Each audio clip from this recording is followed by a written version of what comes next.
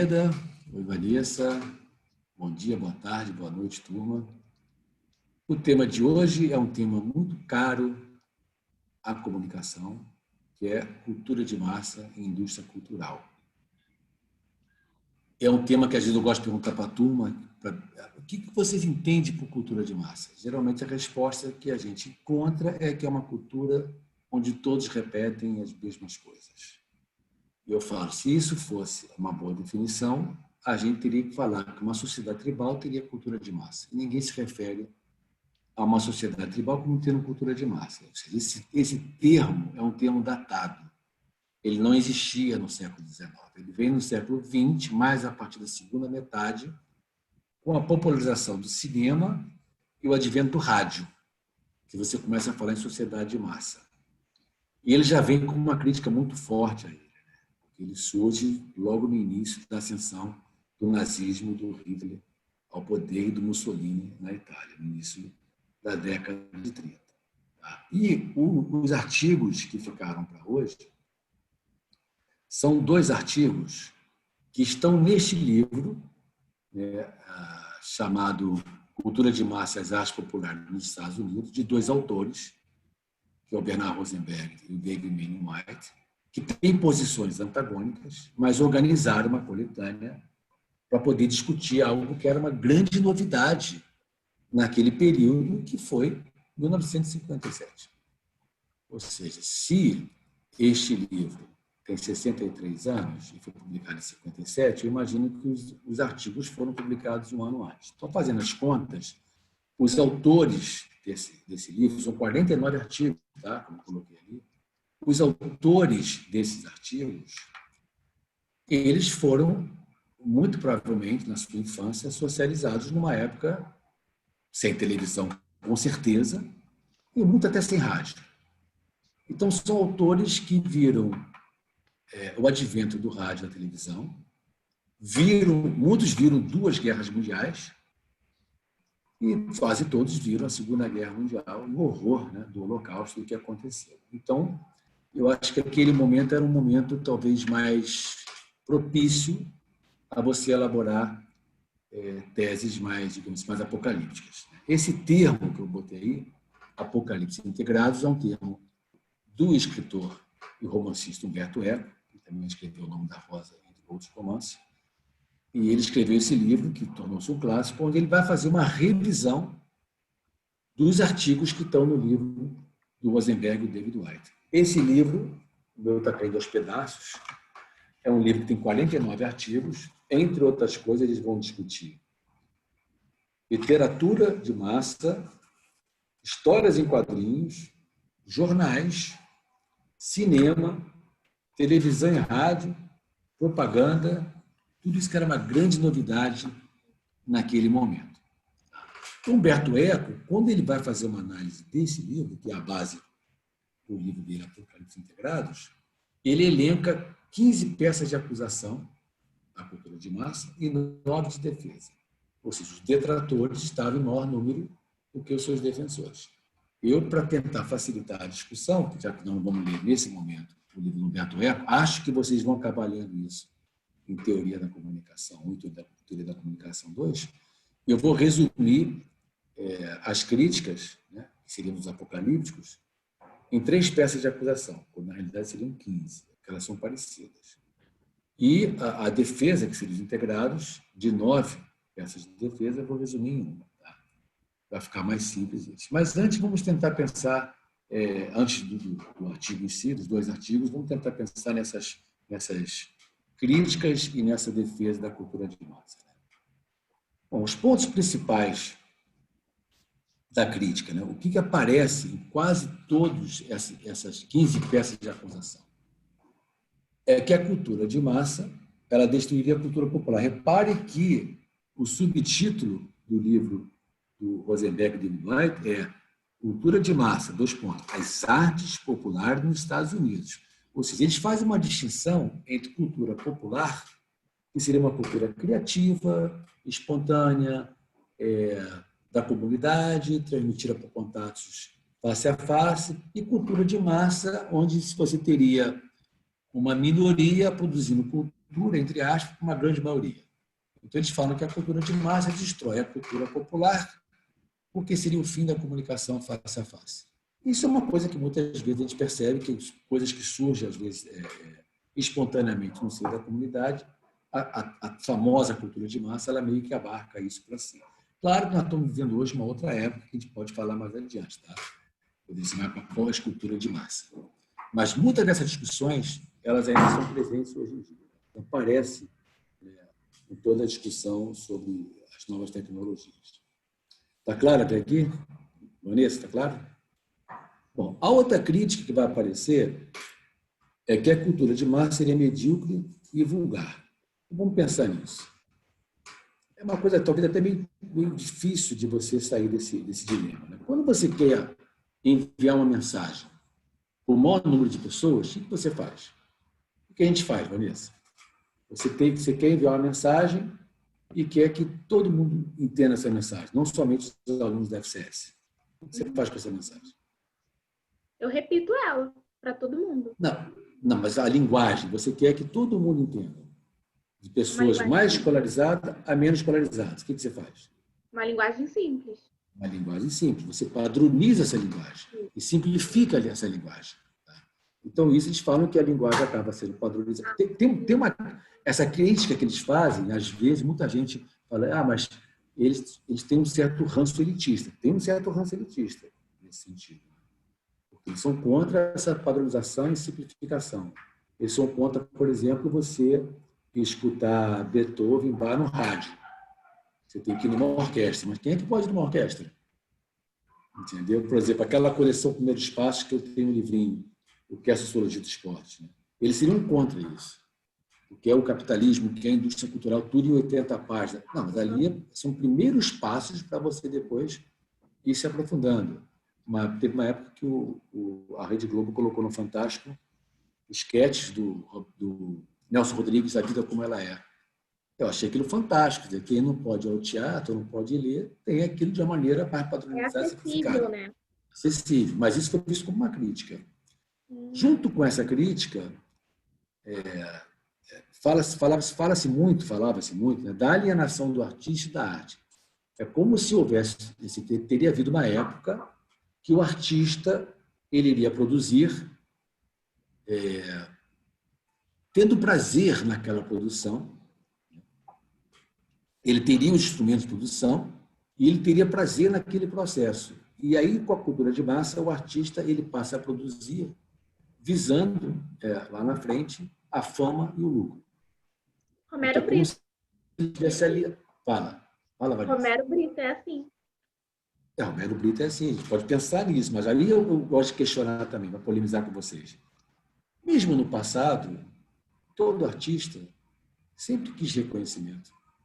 E sempre teve mecenas patrocinando ele. E assim, é uma questão que a gente coloca no nosso dia a dia, quando você fala assim, esse é um filme autoral, e esse é um filme comercial. A gente faz essa distinção. Essa é uma produção independente, essa é comercial. Aí você fala assim, e o Woody Allen? O Woody Allen, ele é independente. Ele é independente? Ele é cabeça, mas ele é comercial. Mas a gente faz essa distinção, entendeu?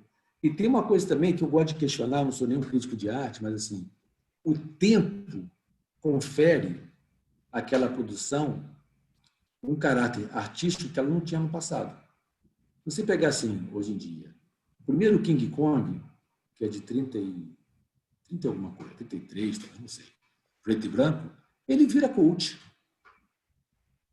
E era um filme de efeitos especiais. Se você pegar assim, a trilogia dos Caçadores da Arca Perdida, com Harrison Ford, ele virou um cult e era visto como um filme de ação, de suspense. Então, eu gosto assim, de polemizar um pouco com isso, assim, que tem uma coisa que o Bourdieu fala, e Bourdieu é um sociólogo, fala em capital cultural também. Quanto mais você aprende sobre determinado tipo de arte, mais você tem também a usufruir dessa arte. Às vezes você vai no museu e você vai olhando aqueles quadros e passa, aí você volta para aquela galeria e você vê uma pessoa que você, quando passou, ela estava olhando para o mesmo quadro, ela continua olhando. Ela está emocionada. Você fala, nossa, que ela tomou? Eu quero tomar, o que ela fez? Tomou alguma coisa? Ela tem um capital cultural, entendeu? Ela tem conhecimento sobre aquilo que faz com que ela usufrua mais daquele objeto de arte. E o nosso cérebro também, sempre que a gente entra num ambiente, seja assim, Centro Cultural Banco do Brasil, Museu de Arte Moderna, o nosso cérebro já condiciona que vai ver arte. Então, se você pegar, de repente, um lápis e colocar isso assim, numa moldura, em algum lugar no museu, você já vai olhar para esse lápis como uma obra de arte. Mostras de garrafas de Coca-Cola ao longo do tempo vira obra de arte. Eu me lembro uma vez que eu estava dando uma aula sobre isso, eu não sei o que tinha no MAN, que tinha uma exposição, um aluno contou uma cena que ele disse que foi verdade, foi hilária, que ele deixou cair o lenço dele. E aí, quando ele voltou, que ele percebeu que o lenço não estava no bolso dele, quando ele voltou, as pessoas estavam passando assim, em volta do lenço, como se fosse uma intervenção artística. Entendeu? E ele ficou morrendo de vergonha e falou: pegou o lenço do bolso e saiu andando. Porque você fica condicionado a ver aquilo. Uma vez eu vi. Mas Sim, existe uma crítica a isso, não existe? Eu, por exemplo, com essa coisa de arte muito moderna, assim, mas eu não sou um crítico de arte, eu não quero entrar nessa seara. Eu estou só aqui falando mais da sociologia da arte. Né? E aí, talvez tenha uma área específica que não é minha área, o cara pode falar que isso é arte, que isso é uma intervenção artística. Mas, por exemplo, eu já vi no Museu de Arte Moderna em Nova York, com a minha esposa, muitos anos atrás, uma parede branca, que eu achei que não tivesse obra de arte nenhuma ali, uma corda assim em cima, e fechava assim embaixo, para tá faltando alguma coisa. Aí eu olhei assim, tinha o nome do artista, e o nome da obra era O Nada. Nossa, O Nada. Tá gozando com a minha cara, né? Entendeu? Então tem um pouco disso, né? Mas vamos voltar aqui. A alienação do artista é porque tem um filme chamado O Jogador. Lembra desse filme? Não. Do Robert Altman. Esse filme é muito legal.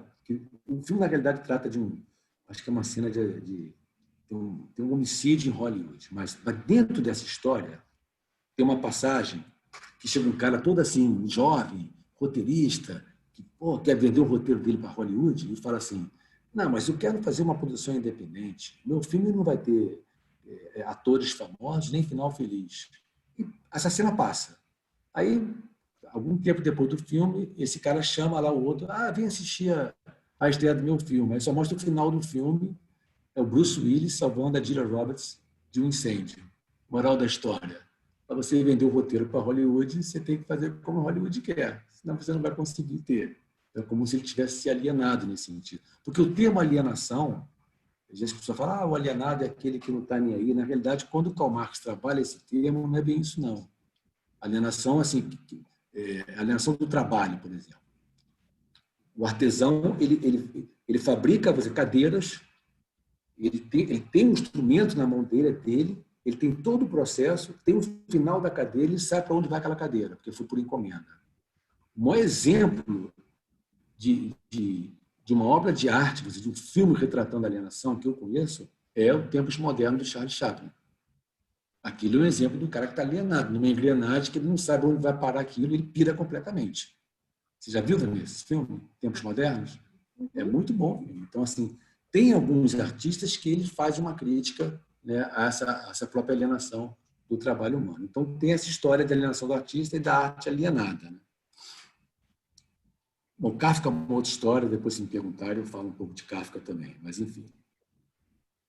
O terceiro ponto, por que eu botei diz, entre parênteses, função narcotizante? Porque a crítica é função narcotizante. A crítica é: os meios de comunicação de massa deixam a maior parte da população apática e inerte, sem condições de se mobilizar para as questões políticas, ou para as questões que seriam relevantes à sociedade. Eu botei disfunção porque o texto mais famoso é o texto do Lazarsfeld e do Robert Merton, Comunicação de Massa, Gosto Popular e Ação Social Organizada. Porque eles usam esse termo. Porque eles falam que essa não seria a função da sociedade de massa. Isso foi uma coisa que teria dado errado. Você teria que corrigir. Aí vira uma discussão, que depois tem vários artigos, se isso seria uma função ou se seria uma disfunção. Então, esses três pontos, né, voltando aqui, o fim da cultura popular, mediocridade e vulgarização e disfunção narcotizante seria, resumindo, as 15 peças de acusação do Humberto Eco, nessas três, seriam as mais recorrentes que apareceriam, apesar de que, ao invés de disfunção, que aparece seria mesmo função narcotizante. Tá? Até hoje as pessoas falam disso, né? Televisão como ópio, novela como ópio, tudo pode ser ópio. Se alguém tem, assim, tem um filme muito antigo também, a Vanessa não deve ter visto, não sei, talvez sim, com Peter Sellers, que é Muito Além do Jardim. Esse filme é legal porque ele passa a vida inteira dele cuidando do jardim de uma casa dos patrões e vendo televisão. A vida dele é só isso.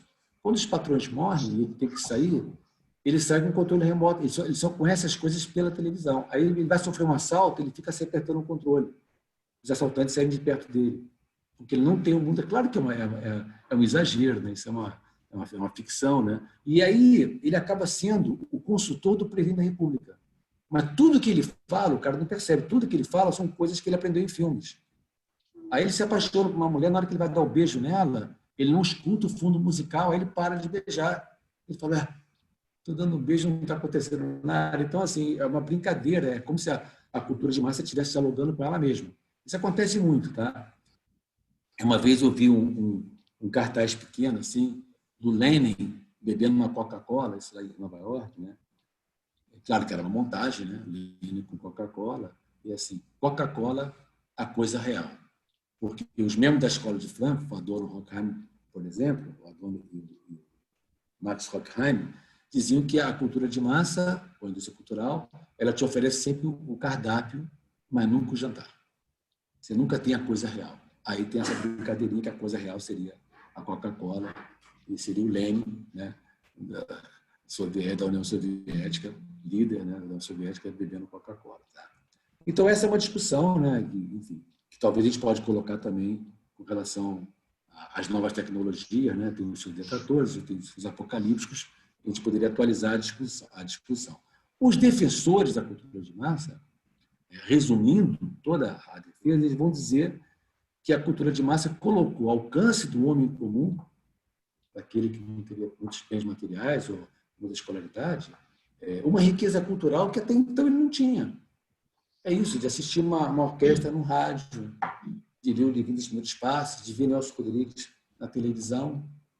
Então, eles defendem esse sentido. Eles falam, gente, na realidade, isso é uma maravilha. Como também tem, você tem muita gente muito maravilhada com a internet, com essas coisas todas.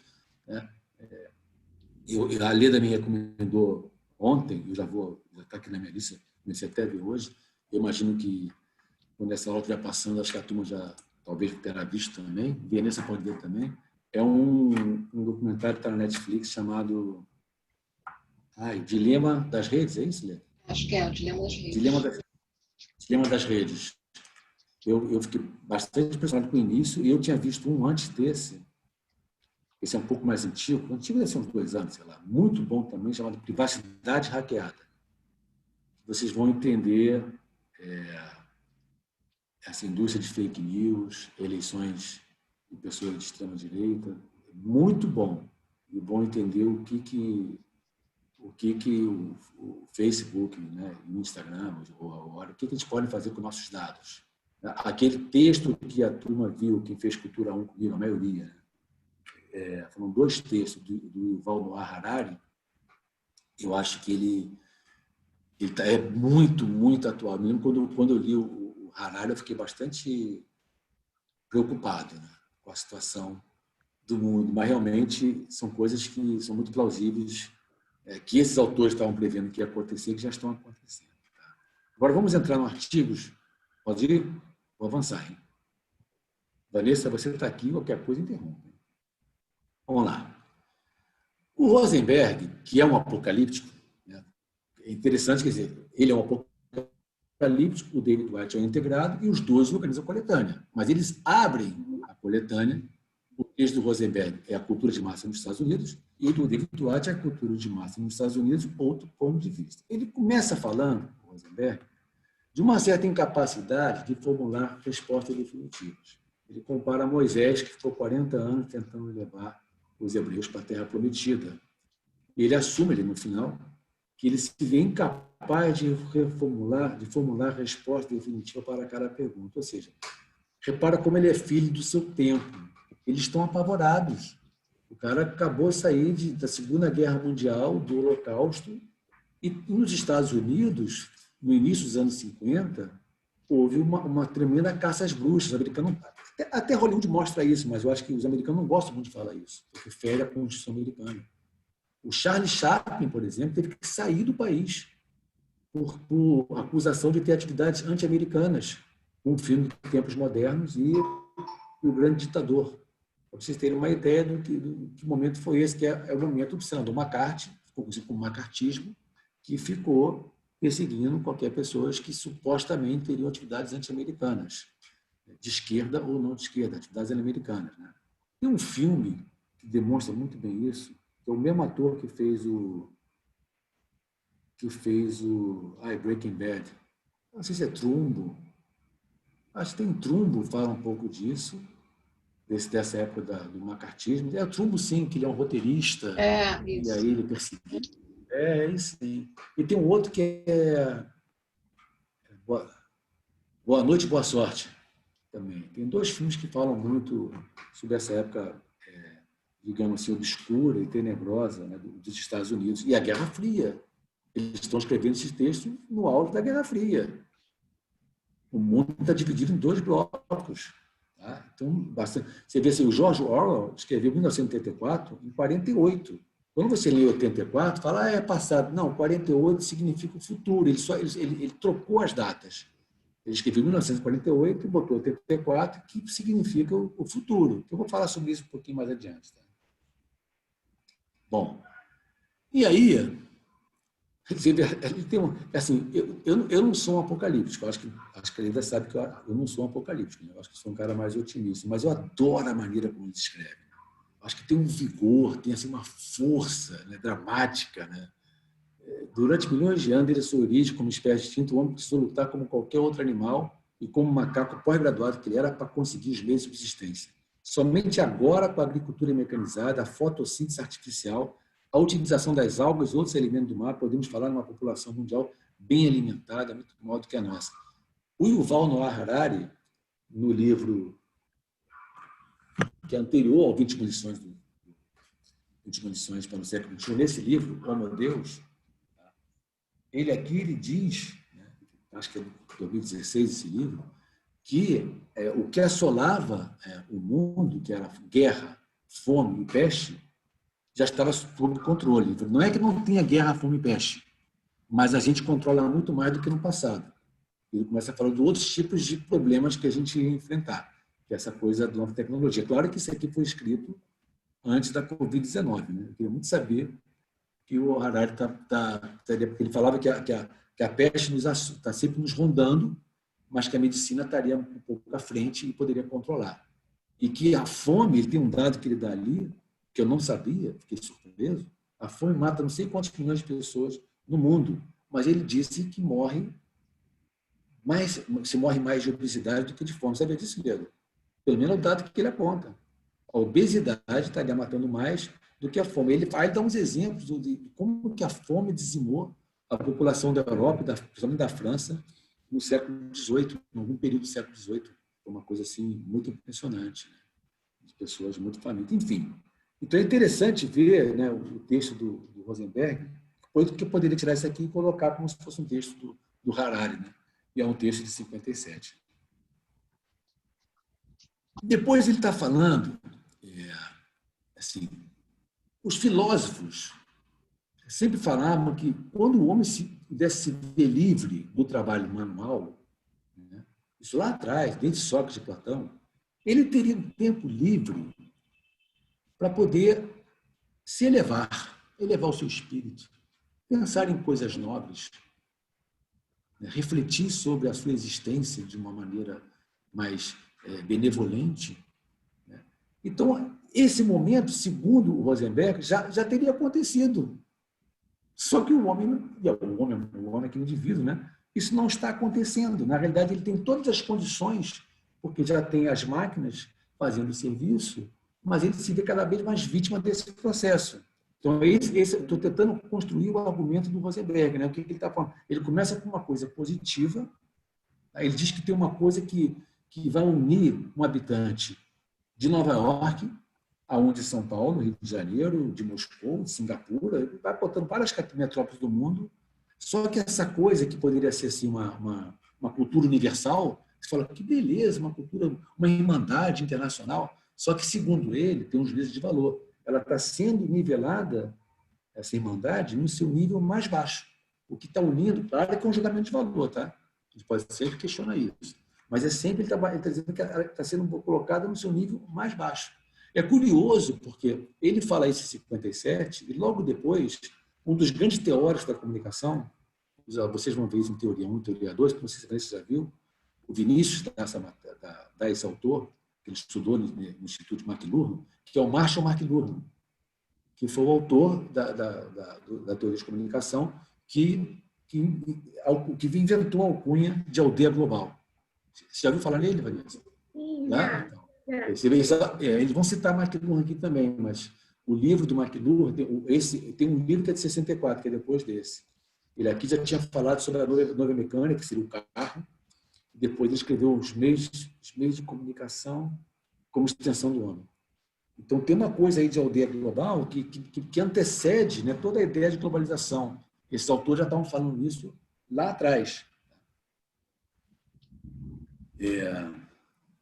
Professor, fala aí o que eu estava falando. Sim, fala. Só uma questãozinha.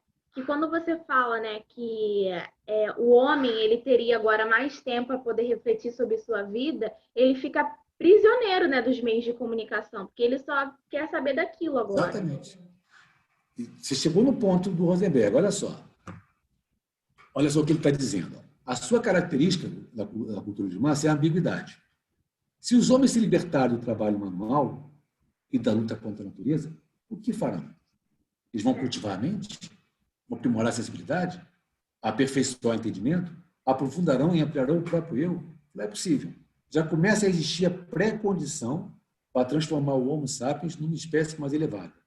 Quando o nosso meio físico tiver sido subjugado, poderemos tornar-nos seres hipersensíveis. O trabalho servil, a monotonia, a inanição e a brutalidade poderão ser afastados. É isso que deveria ter acontecido, justamente com a existência animal que costumavam levar. O Yuval tem umas coisas interessantes, vou fazer um parênteses aqui, que ele fala assim, que vai chegar um momento que a tecnologia vai ser possível, né? Mas eu acho que vai ser horrível isso, né? Que você tem assim, você quer, digamos, Vanessa, você tem 2 pretendentes e você gosta dos 2. Mas aí você joga a pergunta pro computador lá para perguntar. Vem cá, eu gosto do Paulo e gosto do João. O que eu devo ficar? Ele vai lá, vê os teus gostos, cada um fala assim, apesar do Paulo você achar ele muito mais bonitinho, você tem 14% de chance de ser feliz com ele. Com o outro, que João, você tem 86% de chance. Em última instância, você tem o livre-arbítrio de escolher. Mas fica uma coisa... Eu me lembro quando eu li isso, logo depois, eu estava vendo um dos episódios do Black Mirror, da última temporada, não sei se a Alice chegou a ver, eu esqueci o nome. É o único episódio do Black Mirror que tem um final feliz. É mais ou menos isso. Você faz o date, aí tem ali quanto tempo você vai ficar com aquela pessoa, até você encontrar... Isso é bem legal. E eles se rebelam contra... Sim, se chama 3%. Aí, num dos episódios, tem essa questão que as pessoas têm chips e as pessoas meio que olham os olhos, né? Os olhos rastreiam as pessoas e vê quantos % tem de dar certo ou não. Você vê, né? Mas, de fato, assim, é porque assim, o livro do George Orwell, 84, né? Muito curioso isso, né? Ele falava em polícia do pensamento, que era como se aquela sociedade tivesse uma polícia que vai controlar o seu pensamento. E ele falava, não, vocês jamais vão conseguir controlar o nosso pensamento. E o Yuval Noah Harari, ele fala que os algoritmos que nós temos no nosso celular, eles já sabem dos nossos gostos, eles já têm uma ideia do que o Ronaldo gosta, de que filme que ele gosta de assistir, que eu sou Flamengo, que a Liga é Vasco, as páginas que eu acesso. Ele tem as nossas coisas ali. Entendeu? Enfim, eu vou ver esse... Que agora está um meme que agora está no Facebook, que está falando assim, aparece, né? A pessoa que é anti-vacina fala que não vai tomar vacina porque a vacina está com chip e vai rastrear todos os pensamentos dela. Sim, aí aparece embaixo um carinha falando assim, mas o seu celular já faz isso. Aí começa... Muito bom, muito bom, muito bom. Pior que já faz mesmo, né? Já. E alguém me disse uma vez, um aluno, Uhum. uma aluna me falou, e eu nem sei, não vi que o Google, quando o meu celular está ligado, eu teria que desabilitar. Ele grava nossas conversas. Sim. Mas é que eu não sou o target, mas ele está gravando. É bastante preocupante isso, né? Onde é que eu estava? Peraí. Eu não sei mais. Peraí, aqui. Bom, essa parte eu acho maravilhosa. Assim, é uma parte maravilhosa pela dramaticidade que o Rosenberg... Não é que eu concorde. Eu gosto assim, é muito dramático, né? Antes de poder superar-se, o homem está sendo desumanizado. Antes de poder elevar a mente, está sendo embotado. A liberdade de colocar à sua frente lhe é arrebatada. Olha agora, a vida rica e variada que ele poderia levar padroniza-se. Isto gera ansiedade. É o cardápio, quando tem um jantar. E o círculo vicioso recomeça. Pois, na medida que somos objeto de manipulação, a nossa ansiedade é explorada. A massa cresce. Somos mais semelhantes do que nunca. E a mais profunda sensação de termos caído numa armadilha de estarmos sós. Vocês viram aquele filme Ela? Com Com o Joaquin Phoenix? Pois é, você vê que isso é de 57, o filme é quase 60 anos depois. Né? Como é que tem essas coisas aí, essa discussão, é muito dramático, tem uma carga dramática na forma como o Rosenberg escreve, que eu acho assim, muito bacana. Não é que eu concorde, e vocês também não têm que concordar. Vocês têm que entender o texto, né, e dialogar com os textos. Cada um pode ter a sua posição, enfim. Mas não é obrigado a concordar. Isso aí está aí para a gente pensar, para a gente refletir. Eu mesmo, quando eu leio o Rosenberg, eu tendo a concordar com o Rosenberg, eu leio o David Whyte, acho que o David Whyte também está certo. A gente fica meio... Os dois sabem argumentar bem. Aí o resumo do que foi visto até agora. Né? Bom, ele fala de um movimento que aconteceu nas metrópoles, né, não só do Ocidente, mas também do Oriente, né, mas mais do Ocidente, uma urbanização, industrialização do mundo moderno. Ele fala de uma mesmice, de uma irmandade internacional, de uma cultura universal, mas só que no seu nível mais baixo.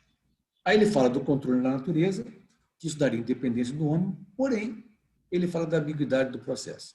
E aí tem essa passagem, que eu acabei de ler, não vou repetir, né? E que termina assim, logo na página seguinte.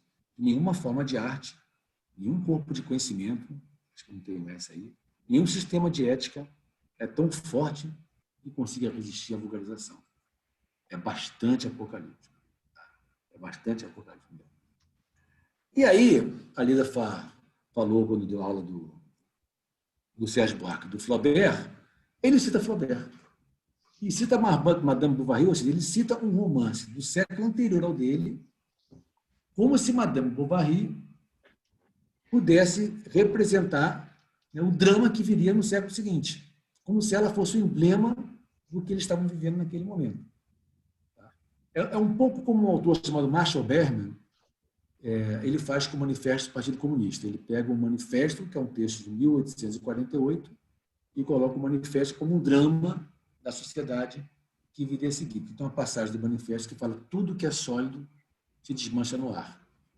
Então, ele está falando assim, tecnologicamente, a gente sabe disso, né? Os celulares, 2, 3 anos, tudo fica obsoleto, né? Mas às vezes até o pensamento. Né? Enfim, então ele pega Madame Bovary como um exemplo dessa coisa e fala assim, o casal era Charles e Emma. O Charles ele nos é apresentado como tendo um sujeito que não dá muito valor à cultura, tem uma imaginação subdesenvolvida. A Emma teria uma imaginação superaquecida. Ela estuda dança, geografia e desenho bordado. Ela própria, né, das mulheres da sua época. Aos 15 anos, ela encontrou uma biblioteca de leituras escolhidas e ela leu muitas obras. E ela adorou o Walter Scott, principalmente a noiva de Lammermoor. Bom, ela se casa, né? E aí ele explica, né? Ela se casa, né? A alma abrasada dela sai quixotescamente à procura de alegria, da paixão e da embriaguez que lhe haviam parecido tão belas nos livros. Mais adiante, ela está muito entediada, né? Ela precisa procurar satisfação no adultério e, não encontrando, vai procurar outra vez. O fim dela é trágico, sem spoiler, Madame Bovary, por isso que acaba virando um tema da psicanálise, né? O fim dela é trágico, e o Rosenberg está querendo dizer que o nosso fim também será trágico. Que nós, assim, nós seremos seres ansiosos, porque a cultura de massa produz uma ansiedade, e ela explora a ansiedade cada vez mais. É como se ela tivesse sempre te oferecendo o cardápio, mas nunca o jantar. Você nunca vai ter aquilo que ela está prometendo para você. Então, ela gera, e ela vive disso. Ela gera ansiedade e explora a ansiedade. E a gente acaba sendo objeto de manipulação. Aí ele cita o George Orwell, que é esse romance que foi escrito em 48, ele só inverteu as datas, mas pode ser 2050, que fala a supressão total da nossa intimidade, se ainda não é um fato consumado, é um fato tecnicamente fácil de se consumar. Isso foi escrito em 57, né? Você vê que a previsão estava correta, né? A nossa privacidade e intimidade é totalmente, tecnologicamente, o preço que a gente paga para ter mais segurança é a invasão da privacidade, né? Você está no elevador, estão te filmando. Você está na esquina, estão te filmando. Eu estava na ponte de Niterói, logo começou esse negócio de câmera, um casal parou lá, uma bonita, foi namorar, aquilo passou na câmera. Os policiais viram tudo. Entendeu? Então, assim, é o preço que você acaba pagando, né? Você acaba até se permitindo. Como esse meme que a Vanessa acabou de falar, né? Mas isso aí o teu telefone já faz. Já tem um controle sobre nossas vidas, né? O 84 de George Orwell tem uma coisa interessante que as pessoas, quando leem, às vezes não percebem. O controle na sociedade, porque é como se fossem três grandes blocos, né, no mundo, né? A Oceania, a Lestásia e a Eurásia. E todos eles têm o mesmo sistema político ditatorial. Só que a ditadura mesmo ali, ele é em cima de 10% da população. 5% seriam os membros do partido interno e 10% os membros do partido externo. 85% é o proletariado, porque o George Orwell tinha sido comunista na juventude. Então ele fica desencantado que o operariado não fez a revolução comunista que ele esperava. A Revolução Russa não foi uma revolução operária, nem a Revolução Chinesa. Então ele bota assim, bom, o operariado não vai fazer revolução, na realidade o mundo é sempre controlado de 5% para 10%, os que estão mais próximos do poder. Então é uma sociedade com teletelas, mas que vigia só os 10%, que são os membros do partido externo. Eu acho, até hoje, eu acho que é uma obra bastante interessante de ser lida, ela não é desatualizada, ela é bastante atual. Muitas questões do Big Brother Brasil, por exemplo, Big Brother, ele é baseado, essa história, no George Orwell, porque ele tem o grande monstro está vigiando você. Isso me chamou a atenção, assim, porque era uma coisa que todo mundo tinha pavor, né, de alguém te vigiar, e você tem um programa de televisão que você quer entrar para ser vigiado, né? E você quer vigiar e aqueles querem ser vigiados. Né? Uma mudança aí. Eu tenho um artigo com o Márcio Gonçalves que a gente fala sobre isso, do grande ao pequenos irmãos. Bom, o David Whyte, ele não chega a responder o Rosenberg, tá? Mas o argumento dele é um argumento bem assim, emblemático daqueles integrados. Né? Ele fala assim, um conhecido comentarista estava falando, o público atento inclinava a cabeça em sinal de assentimento a cada argumento que ele expunha e que encontrava eco no espírito dos circunstantes. A nossa juventude, dizia, agora é um luxo. Parece de hoje isso, né? Parece nossos pais falando com a gente. Os jovens têm maus modos, desprezam a autoridade. Tratam de respeitosamente os mais velhos e gostam de tagarelar em vez de fazer exercícios. Contradiz os pais, conversam diante dos outros, comem ruidosamente. E tiraniza os professores. Isso ninguém faz com a gente, não, né? O exaltou-orador não era um Dr. Verton, assustando os membros da Associação de Pais e Mestres das Scarsdales. Passou a simplificar a mensagem, esse cara existiu mesmo, né? Segundo a qual os livros de história em quadrinhos estão convertendo as crianças norte-americanas em alijados psicológicos. Embora as palavras do orador fossem tão oportunas quanto muitas críticas que se faz à cultura de massa nos Estados Unidos, ele nunca visitou esse país. Na realidade, nunca saiu de sua terra natal, a Grécia. Pois o nosso orador, como vocês já devem ter adivinhado, era Sócrates. E o período em que ele falava era o século V a.C. Ou seja, qual é o argumento de David Whyte? Toda a sociedade é nostálgica do seu passado. Tem até um filme do Woody Allen chamado Meia-Noite em Paris que mostra muito bem isso. Eu vejo assim, a década de 70, para mim, eu entrei nela com 14 anos e saí com 24. Ou seja, é toda a minha adolescência e início da vida adulta. Então, eu vou lembrar de eu era jovem, não tinha rugas, tinha um cabelo enorme, não tinha cabelos brancos, né? Enfim, eu não tinha a responsabilidade que eu tinha hoje, né? minha saída era completamente diferente. Eu tinha namoradas, enfim. Depois eu namorei a menina há muito tempo. Eu vou lembrar daquilo como uma coisa positiva. Agora, a década de 70, até 78, ano da abertura, a gente tinha um regime muito ditatorial, muito fechado. O início da década de 70 tinha muita morte, muita tortura. Mas a nossa lembrança, a gente lembra da gente, como é que a gente estava naquele momento. Entende? Então, assim, é muito curioso isso. Às vezes faz uma seleção e esquece. A gente era feliz e não sabia. Era feliz e não sabia? Será que aquilo era um momento legal? Foi legal para muita gente? Será que foi? Então, é curioso. Assim, a nostalgia faz parte, realmente. Nesse livro, desse texto do David Whyte, tem uma nota que ele cita um livro do Freud, que é Moisés e o Monitoísmo, que ele fala isso. Toda a sociedade ela é nostálgica do tempo passado. Isso é uma coisa... A nostalgia é comum. Vocês vão ficar nostálgicos daqui a 10 anos desse tempo de vocês de UERJ. Todo mundo fala que o futebol do passado é que era melhor. Eu me lembro quando tentando reportar, quando o Zico surgiu, meu ídolo, o Zico, seu Flamengo, dizia que o Zico era um craque de laboratório. Ele fez todo um trabalho para ficar forte, de musculação, não sei o que, tal. Então, não era um craque genuíno, era um craque espúrio, artificial. Hoje, a época boa era aquela. Aí alguém ia falar, na época boa era do Romário. Daqui a pouco, na época boa era do Messi, do Cristiano Ronaldo, do Neymar. Então, sempre é assim. O futebol bom era sempre do passado. Então, isso é uma constante. Tá? A nostalgia é uma constante. Então, nesse sentido, o argumento de David Whyte é bastante interessante. Né? Aí ele continua, né? Isso aí é uma imagem do filme. O 84 virou filme, né? Do George Orwell. Os críticos da cultura de massa têm uma visão excessivamente sombria da sociedade norte-americana contemporânea. Você ainda não vê exatamente o grande irmão de George Orwell olhando para ele através de suas telas de televisão, isso é apenas uma questão de tempo. Repara que, como na sociedade de George Orwell, o controle é sobre 10%, eu acho que na nossa sociedade também é mais ou menos isso, que quem é controlado são os políticos, né, e os mais famosos. Claro que, recentemente, houve um controle também de professores, não sei se vocês ficaram sabendo. Dois deles são conhecidos nossos. Né? Um é o Luiz Eduardo Soares, professor da UERJ, e o outro é o Felipe Pena, que agora está na UF, enfim, estudou com a minha esposa, né, meu amigo. Né? Eles foram nessa lista de Serviço Nacional de Inteligência.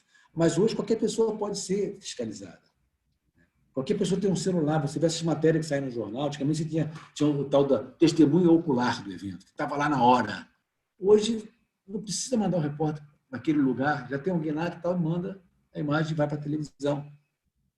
Tem uma instantaneidade do fato, né, que tem essa coisa aí da sociedade orwelliana que já está acontecendo. Ainda que no George Orwell é bastante apocalíptico, bastante fechado o regime. Há muito tempo eu não dou comunicação política. Quem dá é a Alessandra, eu sei que ela dá isso muito bem. Melhor do que eu até, porque ela é mais especialista em política. Mas eu, quando dava comunicação política, eu dava esse livro. Eu dava o romance para a turma. Eu acho que é um romance que ele coloca de uma maneira muito mais simples todo o drama, né, das questões políticas daquele período. Bom, aí o David Whyte continua, né? Que os críticos parecem dar a entender que, em outro tempo, um tempo melhor, a grande massa do povo era formada de belas cópias de Leonardo da Vinci. Está sendo irônico. Né? Depois ele fala assim, que na Inglaterra, que era refúgio do Eliot, uma das diversões mais populares dos 700 anos foi o assolamento de cães contra ursos acorrentados. Você está falando que aquela época não era tão boa quanto as pessoas estão colocando. Porque a gente tem uma imagem, né? Todo mundo tem uma imagem de que o mundo hoje é muito pior do que era no passado. Mas todo mundo tem essa ideia. Eu tenho um livro aqui em casa que é de um psiquiatra, ele é ateu, inclusive, mas o livro chama-se Os Anjos Bons da Nossa Natureza. Ele vai provar que, ainda que tenha muita barbárie, né, nós temos muito menos barbárie hoje do que a gente estava lá atrás. É só você pegar assim, quando é que começou o sufrágio universal? Quando que as mulheres começaram a votar? E os negros nos Estados Unidos? Qual era essa diversão dos londrinos aí? O que a Inquisição fez na Idade Média? E os duelos que depois passaram a ser proibidos? Claro que tem muita coisa bárbara, né? Mas a gente se choca mais. Eles não falam, Linda, o que você vai fazer domingo? Vou ver aqui a família que vai ser queimada ali na praça, não sei o quê. Era mais ou menos assim, lá em 1300, 1200. Era uma diversão pública mesmo. Se pensar, era uma diversão pública. Viu o Gladiador? Lembra do filme Gladiador, Vanessa? Isso, claro. Sim. Era um espetáculo. Ali já tem um espetáculo. o espetáculo. E o espetáculo consistia em jogar as pessoas aos leões, né? Fazer elas se lutarem entre si, com uma ampla preferência para que alguém morresse. O ideal era que houvesse mortes. Aí o público ia o êxtase. Então, nesse sentido, o argumento do David White ele vai muito por aí, né? Aí, bom, vou tentar resumir isso aqui, né? Ele fala assim: a Alemanha de 32 era uma sociedade de massa? Não era ainda, né? Quando permitiu pelo voto que o partido subisse ao poder, ela virou mais de massa um pouco depois, né? É evidente que o ditador vai se utilizar esse benefício em qualquer meio de comunicação de massa disponível. Mas isso não quer dizer que esses meios enfraqueceram tanto o povo alemão que o converteram numa multidão de fantoches nas mãos de Goebbels, que era o mentor lá do Hitler, né? Depois ele bota lá embaixo: com todo esse apoio cultural, o maior sucesso da livraria da Alemanha foi o livro Minha Vida, do Hitler, com 10 milhões de exemplares. Ele fala: não estou insinuando que o hitlerismo, com a sua psicótica misantropia que tem horror à humanidade, né, tivesse alguma correlação com o elevado nível da cultura alemã. Mas será isso mais ilógico do que os argumentos dos que nos vêm rumando diretamente para um Orwelliano 84, graças aos meios de comunicação de massa? Ou seja, qual é o argumento dele? Essas coisas bárbaras sempre existiram, mesmo antes do advento dos meios de comunicação de massa. Ele dá um exemplo, uma das notas, se não me engano, que uma freira acabou sendo canonizada.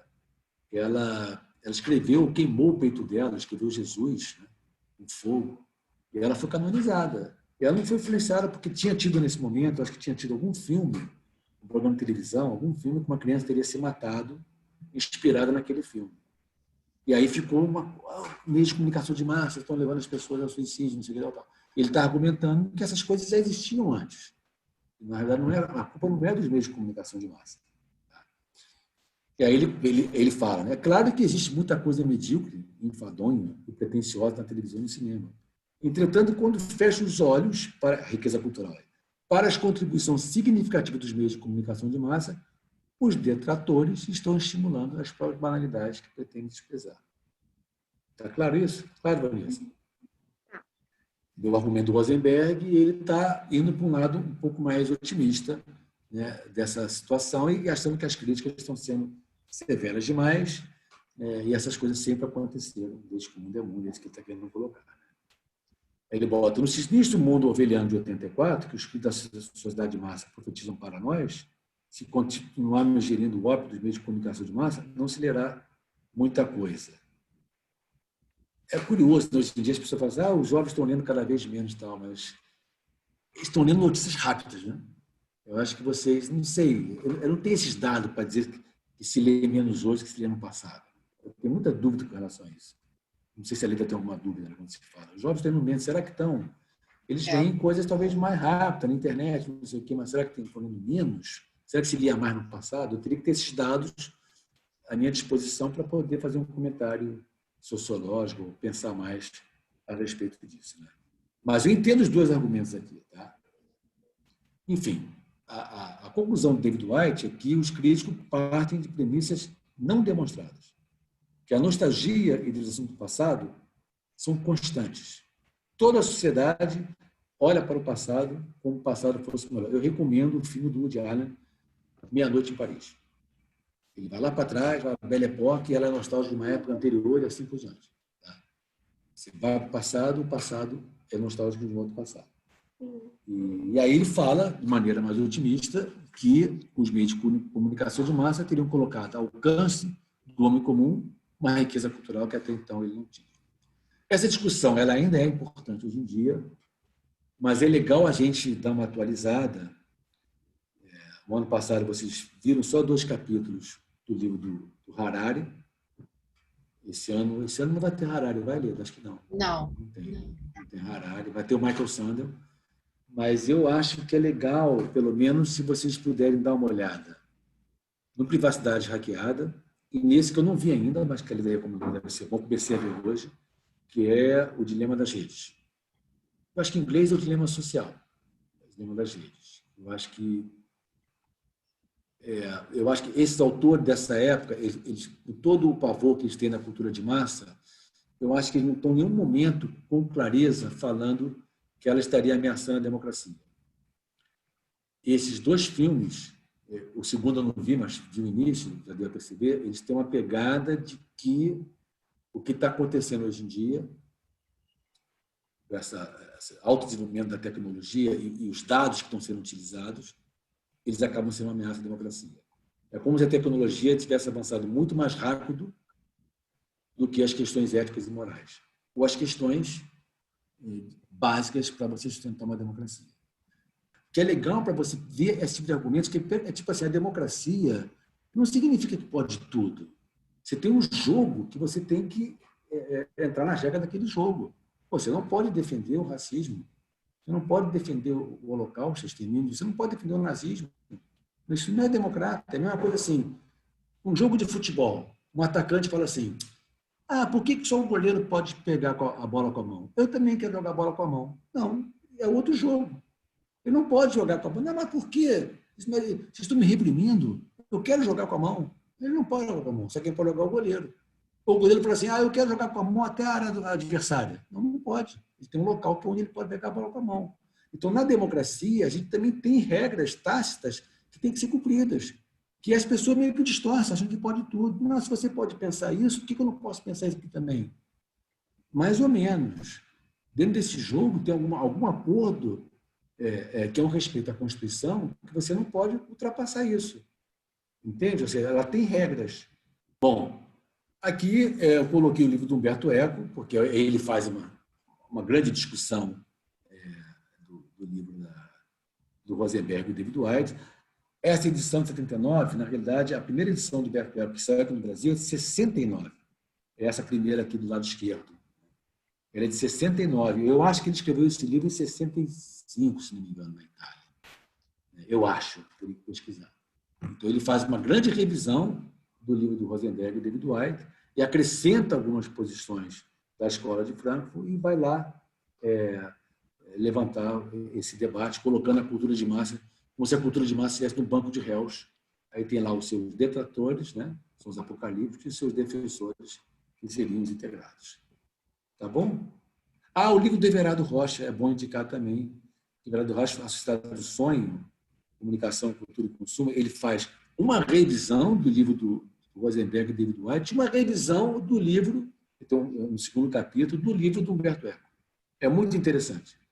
E ele tem uma proposta de você tentar entrar dentro da cultura de massa para entender como é que ela funciona. É uma coisa difícil de explicar aqui em alguns minutos, né? Ele dá um exemplo daquele filme A Rosa Púrpura do Cairo.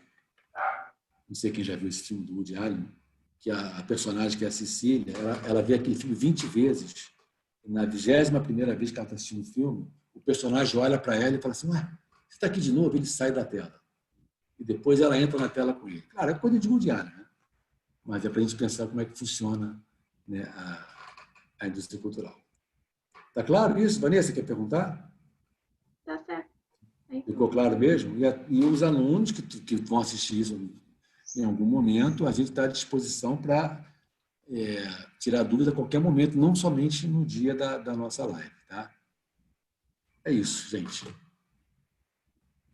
Tá bom, Leda? Ótimo. Beleza, fechou então. Fechou? Vamos nos despedir. Bom dia, boa tarde ou boa noite para todos.